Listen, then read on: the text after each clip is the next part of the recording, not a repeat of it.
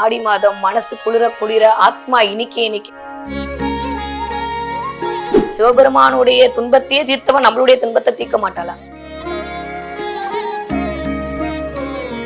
திருவிளக்கு பூஜை உங்கள் வீட்டில் பண்ணீங்க அப்படின்னா உலகெங்கும் உள்ள ரெட்சோ ஆன்மீகம் நேர்களுக்கு வணக்கம். நான் உங்க வித்யா கார்த்திக்.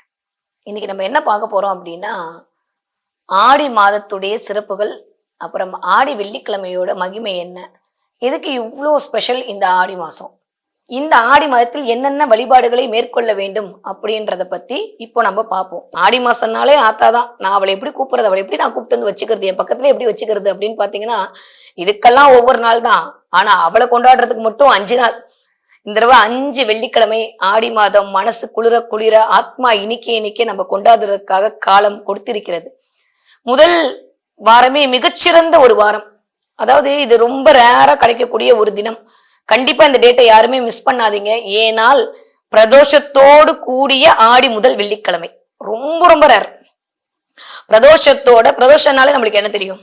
சிவபெருமானுடைய துன்பத்தையே அம்பாள் போக்கிய ஒரு காலகட்டம் தான் இந்த பிரதோஷ காலம். அப்போ சிவபெருமானுடைய துன்பத்தையே தீர்த்தவன் நம்மளுடைய துன்பத்தை தீர்க்க மாட்டாளா? அப்ப அம்பாளுடைய முதல் வெள்ளிக்கிழமை சிவனுக்கு உரியதாகவும் அம்பிகைக்கு உரியதாகவும் அமைந்து வரக்கூடிய இந்த வாரம் மிகச்சிறப்பு பொருந்திய வாரம். இதுல நம்ம என்னெல்லாம் பண்ணோம், நான் சொன்ன மாதிரி சிவனுக்கு போய் இந்த வழிபாடை பண்ணிட்டு அம்பாளை நீங்க 2 விதமா பிரிச்சுக்கோங்களேன். நான் உங்களுக்கு ஒரு சூட்சமா சொல்லி கொடுக்குறேன். உங்களுக்கு ரொம்ப கடனா இருக்கு, நீங்க ரொம்ப எதிரி தொல்லையால கஷ்டப்படுறீங்க, உங்களுக்கு எல்லாமே தடையா இருக்கு, இந்த கைக்கு வருது ஆனா கிடைக்க மாட்டேங்குது, நான் வருமானத்துக்காண்டி வெயிட் பண்ணிக்கிட்டே இருக்கேன், எனக்கு எதுவுமே கிடைக்கல, எனக்கு எல்லாமே ஃபெயிலியர் ஆயிட்டே இருக்கு, எனக்கு ஏதோ தப்பா நடக்குதுன்னு தெரியுது, ஆனா எப்படி அதுல இருந்து வெளில வருதுன்னு தெரியல அப்படின்றதுக்கும் ஒரு வழிபாட்டு முறை அம்பாள் ரெடியா வச்சிட்டு இருக்கா. எனக்கு பணம் வேணும், எனக்கு காசு வேணும், எனக்கு அதெல்லாம் தாண்டி நிம்மதி வேணும், எப்பயுமே நான் உன்னை நினைச்சுக்கிட்டே இருக்கணும், நான் எல்லாருக்கும் எல்லாம் கொடுத்துக்கிட்டே இருக்கணும் அப்படின்னு நினைக்கக்கூடிய, நான் நல்லா இருக்கேன், எனக்கு பணம் காசுலாம் இருக்கு, ஆனா நிம்மதின்றது மட்டும் என்கிட்ட இல்லவே இல்லை, எனக்கு ஏதோ ஒரு வியாதி இருக்கு, எனக்கு ஏதோ ஒண்ணு இருக்கு, ஏதோ ஒண்ணு என்னை போட்டு ஆட்டிக்கிட்டே இருக்குமா, எப்படிதான் சரி பண்றதுன்னு தெரியல அப்படின்னு நினைக்கிறவங்களுக்கு ஒரு காலம் இருக்கு. இந்த 2 வகையான காலத்திலும் இந்த 2 வகையான பூஜை முறைகளை நான் உங்ககிட்ட சொல்றேன். இந்த 2 வகையான காலகட்டத்துல உங்களுக்கு எது தேவையோ அதை எடுத்துக்கொள்ளுங்கள். இல்ல 2 வகையான காலகட்டத்திலுமே நீங்க அம்பாளை கும்பிடுறீங்களா, ரொம்ப ரொம்ப சந்தோஷம். நான் சொன்ன மாதிரி சகலமும் அவள் ஐக்கியம், சகலமும் அவள் சொரூபம். உங்களுக்கு வரக்கூடிய தடை, உங்களுக்கு வரக்கூடிய கடன், உங்களுக்கு வரக்கூடிய நோய், உங்களுக்கு வரக்கூடிய எதிரி எல்லாவற்றையுமே வேற யாரால தீர்க்க முடியுமோ இல்லையோ அம்பாளால மட்டும்தான் தீர்க்க முடியும். அவளுடைய கண் அசைவு போதும் அனைத்தையும் கன நேரத்தில் காலி செஞ்சு விடுறதுக்கு. சரியா? அப்ப நீங்க பண்ண வேண்டிய விஷயம் என்னன்னா, உங்களுக்கு ரொம்ப பிரச்சனையா இருக்கு, கோர்ட்டு கேஸு வம்பு வழக்கு எல்லாம் இருக்கு அப்படின்னா, இந்த ஆடி மாதம் வரக்கூடிய இந்த முதல் வெள்ளிக்கிழமை காலையில ராவு காலம், எல்லாருக்கும் தெரியும், இந்த 10 to 12 ராவு காலம் எல்லாருக்குமே தெரிஞ்சதுதான். இந்த ராவு காலத்துல துர்க்கை வழிபாடு உங்க வீட்டுல பண்ணுங்க. முடிஞ்சவங்க போய் கோவில்ல பண்ணுங்க. இல்லம்மா எனக்கு கோவிலுக்கு எல்லாம் போக முடியல அப்படின்னா உங்க வீட்லயே அவளை கூப்பிட்டு உட்கார வச்சுக்கோங்க. நீங்க கூப்பிட்டா உங்களோடயே வந்துருவா. சுத்த பரிசுத்த அன்பின் மூலமாக மட்டுமே இறைவனை ஆட்கொள்ள முடியுமே தவிர, நீங்க என்னதான் லட்சமா செலவு பண்ணாலும், கோடியா யாகங்கள் பண்ணாலும், அதை தாண்டி நீங்க அவளிடம் ஐக்கியமானால் மட்டுமே அவள் உங்களிடம் ஐக்கியமாவள். நீங்க கோவிலுக்கு தான் போய் விளக்கேற்றணுன்ற எந்த நிபந்தனையும் எந்த சாஸ்திரத்திலையும் சொல்லப்படலை. கோவிலுக்கு போனா ஒரு 4 பேரை பார்ப்போம், நம்மளுடைய மனசு இதாகும், வீட்டுக்குள்ளேயே உட்காந்து ஒரு விஷயத்த யோசிச்சுட்டே இருக்கோமே, வெளில போனா கொஞ்சம் நல்லா இருக்குமேன்றதுக்காண்டிதான் நம்ம கோவிலுக்கு போறோம். உள்ளமே கோவில், ஊன் உடம்பு ஆலயம்னு சொல்லிட்டு நீங்க அப்படியே உட்காந்து உங்களுடைய அம்பாளை உங்களுக்குள் இறக்கி இந்த ராவு காலத்துல இந்த 10 to 12 நேரத்துல மண் விளக்குல நெய் ஊத்தி திரி விளக்கேற்றுதல்னு ஒரு பண்பு இருக்கு தெரியுமா? உங்களுக்கு எல்லாம் தெரிஞ்சிருக்கும்னு நினைக்கிறேன். விளக்கு எப்படி ஊத்துவீங்க? எண்ணெய் ஊத்தி திரி போடுவீங்க. அப்போ அந்த எண்ணெய் ஊத்தி திரி போடுறதுக்கான அடையாளம் என்ன தெரியுமா? என்னை திருத்தி கொள்வதற்காக உன்னிடம் வந்திருக்கிறேன்னு சொல்றதுக்கூட அடையாளம் தான் விளக்குத்தி விளக்குல எண்ணெய் ஊற்றி திரி ஏற்றுதல். சோ உங்களை திருத்திக் கொள்ளுதல், உங்களுடைய சூழலை திருத்திக் கொள்ளுதல், உங்களுடைய அகங்காரத்தை திருத்திக் கொள்ளுதல், உங்களுடைய ஆணவத்தை திருத்திக் கொள்ளுதல். நீங்கள் ஒரு புது பொலிவோட வரணும் அப்படின்னா அங்க விளக்கு ஏற்றி அந்த வெளிச்சத்தில் நீங்கள் உங்களை காண வேண்டும். அந்த வெளிச்சத்தில் அம்பாளோடு ஐக்கியமாக வேண்டும். இது பண்ணால் மட்டும்தான் உங்களை சுத்தி இருக்கிற எல்லா விஷயமுமே சரிப்பட்டு வரும்.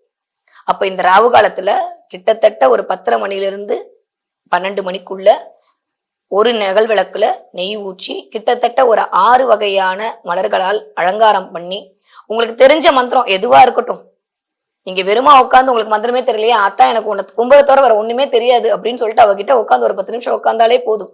மந்திரம் ஜெபித்தல் அப்படின்றதோ இல்ல மந்திர பாராயணம் கேட்டல் அப்படின்றதோ வந்து வேற சிந்தனை இல்லாமல் அந்த சிந்தனைக்குள் நம்மளை ஆட்படுவதற்காக மட்டுமே தவிர இந்த மந்திரம் சொன்னாதான் அம்பாள் பலன் கொடுப்பா அப்படிலாம் இல்ல.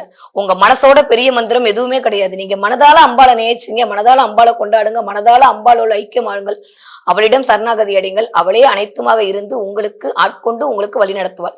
இது ஒரு பக்கம் பண்ணணும். இப்போ இந்த அடுத்த வகையான வழிபாட்டு முறை சுக்கிர வழிபாடு. கரெக்டா சாயந்தரம், வெள்ளிக்கிழமை சாயந்தரம் 6 to 7 சுக்கிர ஓரையாக வரக்கூடிய நேரம்.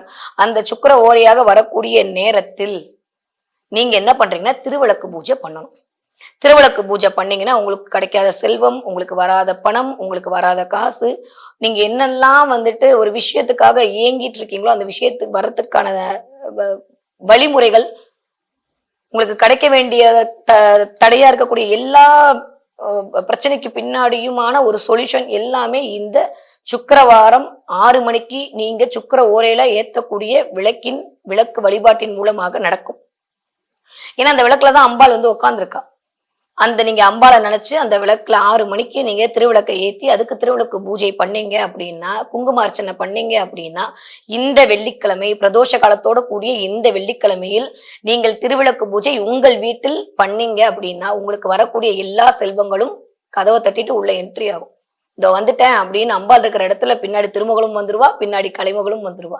உங்களுக்கு ஞானம், கல்வி, செல்வம், எதுல இன்வெஸ்ட் பண்ணணும், எதுல பண்ணக்கூடாது, எதை வாங்கணும், எதை வாங்கக்கூடாது, எதை பண்ணணும், எதை பண்ணக்கூடாது, இந்த அறிவு இருக்கணும். இந்த அறிவு இருந்தா மட்டும்தான் நம்மளால அடுத்த கட்டத்துக்கு நகர முடியும். அறிவு இருந்தா போதுமா? அதை கொடுக்கறதுக்கான பொருளாதாரம் வேணும். அப்ப அறிவையும் பொருளாதாரத்தையும் ஒருங்கே தன்வசம் வச்சிட்டு இருக்கிறவதா இந்த ஞானாம்பிகை. இவளை நீங்க கண்டிப்பா பிடிச்சுக்கோங்க. முடிஞ்சா அன்னைக்கு பிரதோஷ காலமா இருக்கக்கூடிய அந்த காலகட்டத்தில் கோவிலுக்கு முடிஞ்சா போயிட்டு வாங்க. அப்படி இல்லாட்டி இந்த வரக்கூடிய இந்த வெள்ளிக்கிழமை, முதல் வெள்ளிக்கிழமை அன்னைக்கு மீனாட்சி சுப்பிரபாதத்தை உங்க வீட்டுல ஓட விடுங்க. அம்பாள் வந்து கல்யாண சுந்தரியாக எப்ப பார்த்தாலும் நித்திய கல்யாணியாக இருக்கக்கூடிய ஒரே இடம் வந்து மதுரை தான்.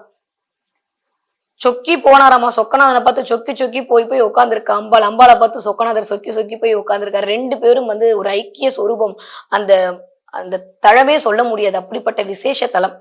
அந்த தலத்தில் இருக்கக்கூடிய மீனாட்சியை பிடிச்சுக்கோங்க. அந்த வெள்ளிக்கிழமை அவள் உங்களுக்கு கொடுக்கக்கூடிய எல்லா மகிமையும், எல்லா வளமையும், எல்லா செல்வத்தையும், எல்லா செல்வாக்கையும், உங்களுடைய வாக்கு சாதுர்த்தியத்தையும், உங்கள் ஞானத்தையும் உங்களுக்கு அள்ளி அள்ளி கொடுப்பால்.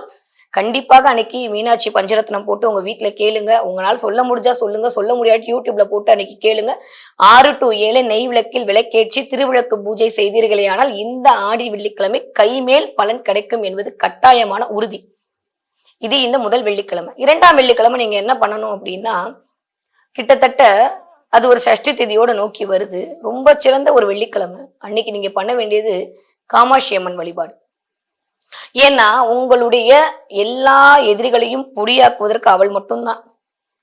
காமம் என்றால் மிகுதி என்று அர்த்தம். உங்களுக்கு கேட்கறதோட அதிகமா உங்களுக்கு வேணுமா, நீங்க காமாட்சியை தான் பிடிக்கணும். அம்பாள் வந்து எல்லா பேர்லயும் இருக்கா. ஏன் அம்பாளுக்கு ஒவ்வொரு பெயர் அப்படின்னா, ஒவ்வொரு பெயருக்கும் ஒவ்வொரு அடையாளத்தோடு, ஒவ்வொரு அங்கீகாரத்தோடு, ஒவ்வொரு விஷயத்த கையில வச்சுட்டு உட்காந்துருக்கா. உனக்கு படிப்பு வேணுமா, நான் சரஸ்வதியா இருக்கேன். உனக்கு ஞானம் வேணுமா, நான் மீனாட்சியா இருக்கேன். உனக்கு வந்து எதிரியை வெல்லணுமா, நான் காளியா இருக்கேன். அம்பாள் ஒவ்வொரு ரூபத்துக்கும் உங்களுக்கு என்ன வேணுமோ அதை கொடுக்கறதுக்கு அந்த ரூபமாகவே மாறி இயங்குறதுக்கு தயாரா இருக்கா. நீங்களும் அதற்கான நேரத்தில் அவர்களை வழிபாடு செய்து அவர்களுடைய அருளை பெற்று பரிபூர்ணமான வாழ்க்கை வாழ நாங்கள் பிரார்த்திக்கிறோம். இந்த காமாட்சி வழிபாடு நீங்க கிட்டத்தட்ட இதே மாதிரி காலையில ராவுகால பூஜையை பண்ணிட்டு திரும்ப சாயந்தரம் சுக்கிர ஓரையில காமாட்சி விருத்தம் போறது, காமாட்சி பாடல்கள் கேட்கறது, இந்த மாதிரியான வழிமுறைகளை 2ஆம் வெள்ளிக்கிழமை மேற்கொள்ளுங்கள். 3ஆம் வெள்ளிக்கிழமையும் இதே மாதிரி பிரதோஷ காலம் கூடி வருகிறது, சிவராத்திரி கூடி வருகிறது. அன்னைக்கு சிவன் மீதான பாடல்கள், சிவன் மீதான சொரூபங்கள், அம்பாளுக்கு நீங்க என்னென்ன பண்ணணும்னு நினைக்கிறீங்களோ பண்ணுங்க. மாரியம்மன் வழிபாடு அன்று மிகச்சிறந்த பலனை உங்களுக்கு கொடுக்கும். இந்த உத்தராயணமும் தட்சியானமும் ஒன்று இணையக்கூடிய இந்த கடக ராசி, இந்த கடக மாதம் இருக்கு பாத்தீங்களா, அது மிகச்சிறந்த ஒரு பலன், ஒரு சூட்சம ரகசியத்தை, ஒரு ரேஸை வந்து உங்களுக்கு கொடுத்துக்கிட்டே இருக்கும். அந்த நேரத்துல நீங்க என்ன கேட்குறீங்களோ அந்த வரத்தை பிரபஞ்சம் உங்களுக்கு கொடுக்கும். வரம் கேட்கறதுக்கு ரெடியா இருந்துக்கங்க. எப்படி கேட்கணும்ன்ற முறையும் தெரிஞ்சுக்கோங்க. அம்பாள் கிட்ட போயிட்டு அம்மா எனக்கு இதெல்லாம் வேணும், எனக்கு இதெல்லாம் வேணும்னு கேட்டீங்கன்னா நீங்க கேட்கறதோட 2 மடங்கு அதிகமாவே மீனாட்சி உங்களுக்கு கொடுப்பா. 3 மடங்கு அதிகமாகவே காமாட்சி உங்களுக்கு கொடுப்பா. எது இருந்தாலும் போ, அது மலை மாதிரி உன்னை உட்கார வச்சு நான் உன்னை தூய்மைப்படுத்துறேன்னு சொல்லி மாரியம்மன் இருக்கா. அதனால இந்த ஆடி மாதம் அப்படின்றது அம்பிகையின் அன்பிற்குள் நீங்கள் ஆட்பட்டு கொள்ளுங்கள். அம்பிகையை அன்பால் ஆட்டு வீயுங்கள். இது ரெண்டையும் நீங்க பண்ணீங்க அப்படின்னா இந்த ஒரு மாதம் போதும் இந்த வருடம் முழுவதும் உங்கள் வாழ்க்கையை வளமாக்குவதற்கு. அதனால வரக்கூடிய இந்த ஆடி மாதத்தை தவற விடாமல் நீங்க எந்த வேலை பண்ணாலும் சரி, என்ன வேலை மறந்தாலும் சரி, வெள்ளிக்கிழமை அன்று சாயந்தரம் காலையில என்ன பண்றீங்கன்னா உங்களோட வீட்டு நிலவாசல மஞ்சள் பூசிடுறீங்க, அதுல குங்குமம் வச்சிடுறீங்க, 2 பக்கமும் நல்லா ஒரு கோலம் போடுறீங்க, வீட்டு பூஜை ரூம் எல்லாம் நல்லா சுத்தம் பண்ணி வைக்கிறீங்க. காலையில ஒரு 10 to 12 ராவு காலத்துல உங்களுக்கு தெரிஞ்ச ஒரு மந்திரத்தை சொல்லுங்க, இல்ல ஒரு துர்க நிவர்த்தியை போட்டு விடுங்க.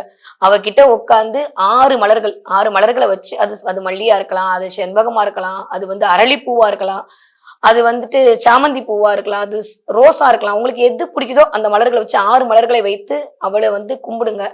தெரிஞ்சா குங்கும அர்ச்சனை பண்ணுங்க, தெரியலையா உட்கார்ந்து அவளை மனசார பிரார்த்தனை பண்ணுங்க. உங்களுடைய கஷ்டங்கள் எல்லாமே அவளிடம் சொல்லுங்கள், அதற்கான நிவர்த்தி அவள் கண்டிப்பாக கொடுப்பாள். 6 மணிக்கு உங்கள் செல்வம் பெறுவதற்கு சுக்கிர வழிபாட்டை மேற்கொள்ளுங்கள். அன்னைக்கு தீப வழிபாடு பண்ணுங்க, தீபத்துக்கு விளக்கேத்துங்க, மல்லிகை பூவால் உங்களுடைய வீட்டு தீபத்தை அலங்கரியுங்கள். அந்த தீபத்துக்குள்ள அம்பாளை ஆகர்ஷணம் பண்ணுங்க. நீங்க எந்த மந்திரமும் சொல்ல வேணாம், அம்மா நீ இதுக்குள்ள இறங்குமா, நான் உன்னை இதுக்குள்ளதான் அது வழியா பாக்குறேமான்னு சொல்லிட்டு அவகிட்ட உட்காந்தீங்கன்னா அவ ஓடி உங்ககிட்ட உட்காந்துப்பா. நீங்க கூப்பிட்டா மட்டும் போதும், அம்மன் வருவதற்கு தயாராக இருக்கிறாள். இந்த ஆடி மாதம் முழுவதும் யாரு அம்மனை அழைக்கிறார்களோ அவர்கள் இல்லத்திற்கு அம்பாள் தேடி போய் அவர்களுக்கு அருள்பாவிக்க காத்திருக்கிறாள். அம்மனை வரவேற்று இந்த ஆடி மாதத்தை கொண்டாடி நம்முடைய குறைகளில் இருந்து நாம் விடுபடுவோம். நன்றி.